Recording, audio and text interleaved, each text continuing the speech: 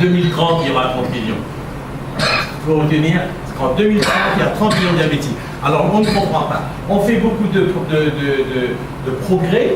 Les laboratoires travaillent énormément. Dieu sait comment ils travaillent. Mais malgré tout, le diabète n'arrête pas d'augmenter. Le diabète n'arrête pas d'augmenter. L'incidence du diabète augmente. Donc, la situation est grave dans la mesure que l'équilibre diabétique ne se fait pas comme ça se doit se faire, ne se fait pas autant.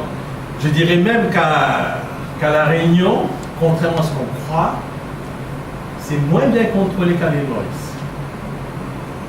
C'est étonnant pour un pays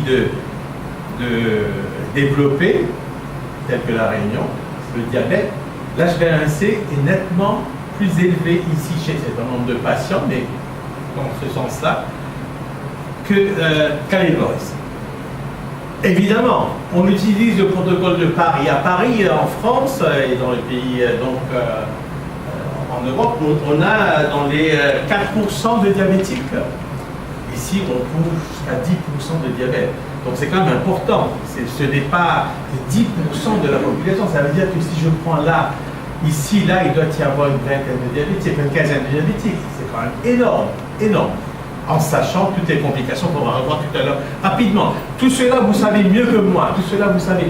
Le tout, c'est de le mettre en place pour que vous compreniez la nécessité de parler aux gens, d'être avec des gens qui sont là.